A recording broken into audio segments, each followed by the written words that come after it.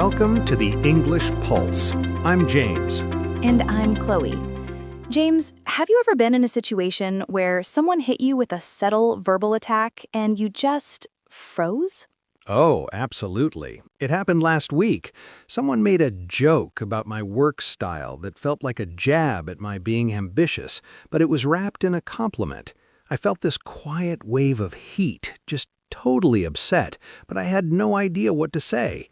I didn't want to come across as rude or frustrated, so I just laughed it off. I know that feeling exactly. For me, it was a friend being a bit nasty about my new hobby. They said, "It's so cute you have time for that," in a way that felt really snobbish. I wanted to defend myself, but I was worried I'd sound too sensitive or lose my cool. Right. At that moment, I immediately wanted to say, "That was actually really mean. Why would you say that?" But instead, I just stood there. It's like your brain shuts down because you're trying to stay modest or nice while they're being arrogant. Exactly. You feel small, and then later you're driving home thinking of all the perfect comebacks you should have said. Well, that leads us to our objective today. We are going to look at the types of negative personalities that can ruin relationships or hurt people's feelings, often without them even realizing it. And, more importantly, how to deal with these unpleasant situations effectively. But I think to handle them, we need to understand the mindset behind them. The first negative personal trait that pops up in my head is cynical. We hear it a lot, but what does it actually look like in a friend group? Let me think. I'd say being cynical is like having a distrust filter. You think everyone has a hidden motive or that things will inevitably fail. If you tell a cynical friend you're excited about a new job, they might say, "Good luck with that. Companies only care about profit anyway." It's a total buzzkill. That is so discouraging. You have the cynical or narrow-minded types who flat out embarrass you for being open-minded or excited about something. They might say, "You're so gullible for believing that project will actually work. It's a waste of time." Oh, I'm getting angry already just by hearing it. When someone is being that cynical, you don't have to argue. You can just say, "I prefer to stay optimistic about the outcome, but I'll keep your concerns in mind as we move forward." It acknowledges them without letting their negativity kill your drive. That's a great way to turn the focus to them. And speaking of being gullible, which is the second negative trait to deal with, means you're easy to be fooled. I've been that person. How so? I haven't seen that side of you, James. Once, in a club, someone told me the DJ was actually a famous actor in disguise, and I spent an hour trying to get a photo. I felt so silly when I realized I'd been gullible. I totally fell for it. That's a cute amateur mistake. But how do you handle it when someone is taking advantage of that trait? This type of person is manipulative, which is our third negative trait to deal with. These people act selfishly, often leveraging others' kindness for personal gain, like a friend who always forgets their wallet because they know you're too nice to say no. That's a tough one. In a friend group, people often play on your being reliable or patient.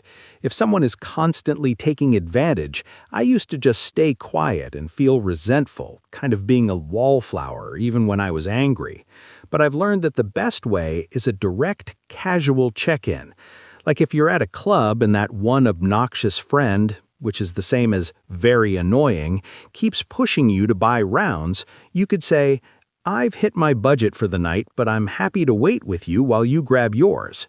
That's perfect. It's not rude, but it stops the ill pride of the person trying to look big at your expense. I like the strategy. This situation must be familiar to many of our listeners.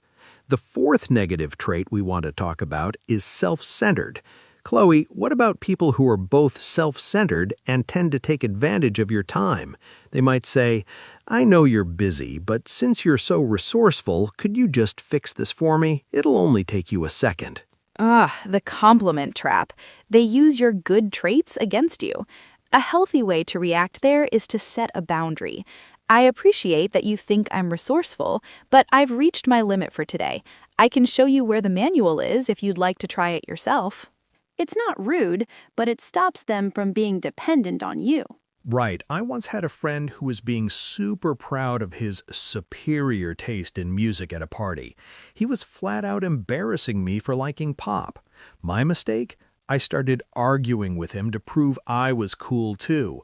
It just made me look frustrated and insecure. We've all been there. So, what do you think was the better way, James, if someone is being self-centered and mocking your tastes? Now, I just use the pause. I wait a second, look at them, and say, "It's interesting how much this bothers you. I just think the song is catchy."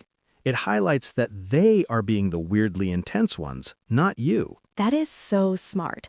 I've also noticed a lot about possessive or clingy personalities in a relationship, which is our fifth negative personality we want to talk about. Possessive or clingy personalities can subtly attack your independence. Chloe, have you ever managed to handle a possessive friend at an outing without making it a big scene? Oh yeah, I remember one possessive girl back in my high school who once came up to me saying, "Oh, I didn't realize you were going out with them instead of hanging out with me. It makes you feel guilty for being sociable with others." That's a red flag in friendship. Exactly. For that, I learned that setting boundaries is the way to go. You can be just honest and say, "I value our time together, but I also need to maintain my other friendships to feel balanced." It addresses the behavior without being aloof or detached. Now, words like detached and aloof are more advanced. These are our last negative traits in our lesson today. Chloe, have you socialized with these types of people? Of course. I once met a guy at a party who stood in the corner, barely speaking. I thought he was just being aloof, acting too cool for us. And was he? No, he was just incredibly shy. He came across as detached, like he didn't care, but he was just overwhelmed. It's so easy to mislabel someone as aloof or detached when they are actually just a wallflower. A wallflower is an idiom for someone shy who stays in the background at social events. But as we've seen, being shy isn't a bad trait. These individuals are often great listeners. Exactly. If you want to know how to react to someone who seems detached, the best approach is to read the room and avoid forcing them to be the center of attention. Right. Start with one-on-one conversations. Many people who appear aloof are actually just initially reserved. However, they tend to warm up quickly once they feel comfortable and secure in the situation. That totally makes sense. It's all about patience. If you take the time to let them open up, you'll likely find a very reliable and thoughtful friend behind that initial wall. Before we wrap up today's episode, Chloe and I want to do a quick review of the 6 negative personality traits we've covered. It's one thing to know the words, but knowing how to handle these personalities is the real secret to mastering social boundaries. That's right. Let's start with being cynical. We defined this as having a distrust filter, where someone assumes everyone has a hidden motive. Remember my tip: don't argue. Just say, "I prefer to stay optimistic about the outcome, but I'll keep your concerns in mind." It acknowledges them without letting their buzzkill energy ruin your drive. Second is being gullible, which means you are easily fooled. I was definitely the example for this one with my famous actor DJ story at the club. If you're the gullible one, be careful of our third trait, manipulative people who take advantage of your kindness for personal gain. If a friend constantly forgets their wallet, use a direct, casual check-in like, "I've hit my budget for the night, but I'm happy to wait with you while you grab yours." Our fourth trait is self-centered. These people often use the compliment trap, like James's example of a colleague calling you resourceful just to dump their work on you. In this case, set a clear boundary. "I appreciate the compliment, but I've reached my limit for today." Or if they're mocking your tastes, like that music elitist James met, just use the pause and say, "It's interesting how much this bothers you." Fifth, we have possessive or clingy personalities.